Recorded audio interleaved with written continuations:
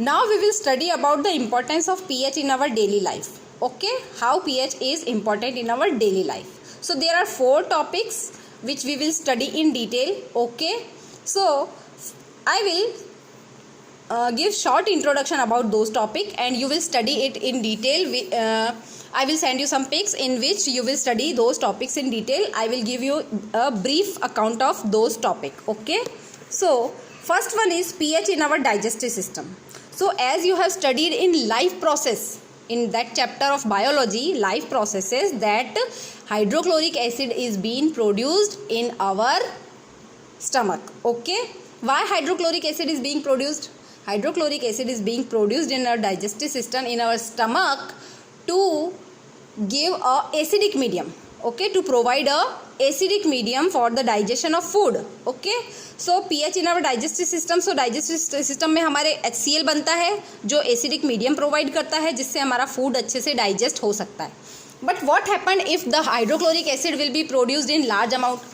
If it will produced in excess amount, we will feel acidity in our stomach. Okay, we will feel irritation in our stomach. That is called acidity. बोलते हैं ना acidity हो गई, acidity हो गई. अब इस acidity से बचने के लिए हम करेंगे क्या? We will take some tablets that are called antacid tablets. ठीक है ना, antacid tablets. What are antacid tablets?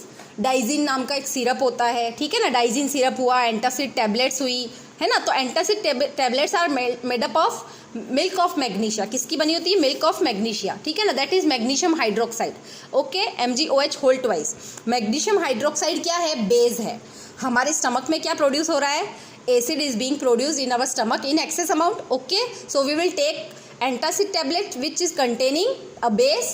So this basic antacid tablet will neutralize the excess acid which is being produced in our stomach. तो हमारा पेट में जो ज़्यादा acid बन गया है वो हमारा न्यूट्रलाइज हो जाएगा. कौन न्यूट्रलाइज करेगा उसको? एंटासिड टैबलेट्स है वो उसको न्यूट्रलाइज कर देगी. Okay, so that is the value of that is the importance of pH कि हमारा पीएच कितना होना चाहिए स्टमक में. पीएच हमारा जितना जो अपना हाइड्रोक्लोरिक एसिड है, it is a strong acid which is having pH 0 to 3.5 because it is a strong acid. But if it will be produced in excess amount, it should be cured. ठीक है ना. How it will be cured? It will be cured with the help of antacid tablet which is containing a base that is called milk of magnesia, MgOH whole twice, magnesium hydroxide. It will neutralize the excess acid which is being produced in our stomach. So first topic we have studied. I have explained you. Second one, pH change in the pH changes as the cause of tooth decay. ठीक है ना. तो tooth decay, तो tooth में हम जब खाना खाते हैं, when we have our food, what happened when we have our food? Some bacteria which are present in our mouth, already they are present in our mouth, they will break down sugar and lactic acid will be produced. Sugar को break down करके क्या बना देंगे? वो lactic acid बनाएंगे. क्या बनाएंगे? ठीक है ना. तो वो शुगर को हमारा ब्रेक डाउन करके जो लैक्टिक एसिड बनाते हैं, that lactic acid will cause tooth decay, है ना. तो उसकी वजह से क्या हो जाएगा? हमारे दांत खराब हो जाएंगे, वो लैक्टिक एसिड की वजह से. ठीक है ना. So what is the best way to prevent tooth DK?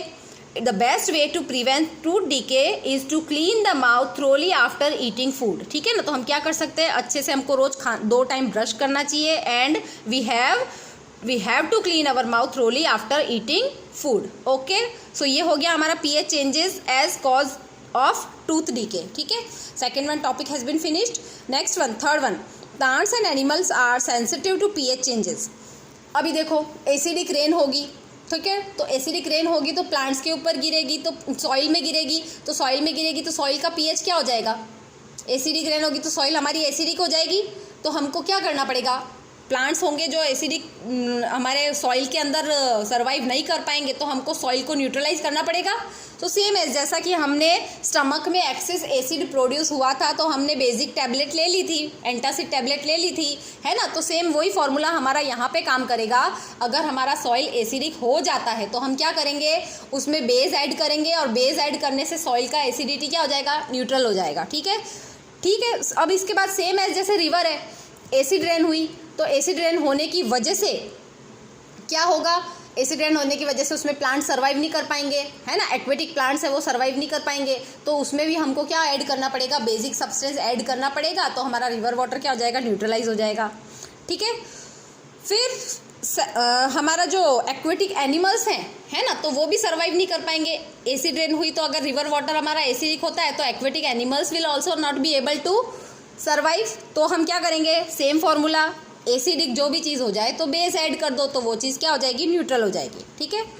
Fourth one, self defence by animals and plants through chemical warfare, ठीक है। हमको इंसेक्ट बाइट पता है ना, मधुमक्खी काटती है तो एनिमल्स जो हमारी इंसेक्ट स्टिंग होती है तो उससे हमको बर्निंग सेंसेशन होती है, that burning sensation is because of formic acid which is present in animal sting, है ना, सॉरी इंसेक्ट स्टिंग। तो इंसेक्ट स्टिंग में क्या होता है, डंक में क्या होता है, उनके एसिड होता है, कौन सा एसिड होता है, फॉर्मिक एसिड होता है। इसलिए बोलते हैं ना, जब भी इंसेक्ट बाइट करे तो उस पर तुम क्या करोगे, उसके ऊपर तुम बेकिंग सोडा लगाओगे, baking soda is basic in nature, तो formic acid will be neutralised with the help of baking soda which is basic in nature, ठीक है ना।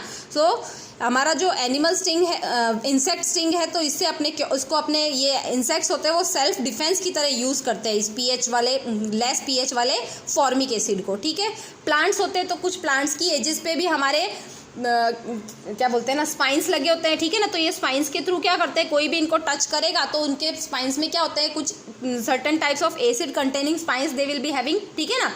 तो हम जब उस प्लांट्स को टच करेंगे तो हमको क्या होगा, इरिटेशन होगा because of those acid containing spines. Okay, so you will study those content in detail. I will send you some pics of those contents, and in those content you will study those topic in detail.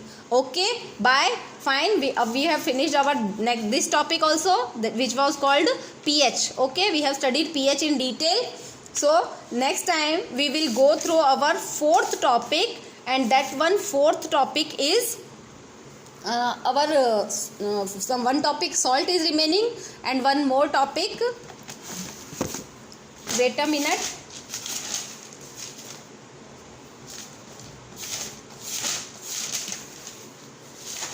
we have completed acids, we have completed bases, we have completed pH scale. Now next time we will study about indicators, and after that we will study about salt. So 2 topics will be remaining. In our next 2 lecture we will finish those 2 topics also. Bye, have a good day.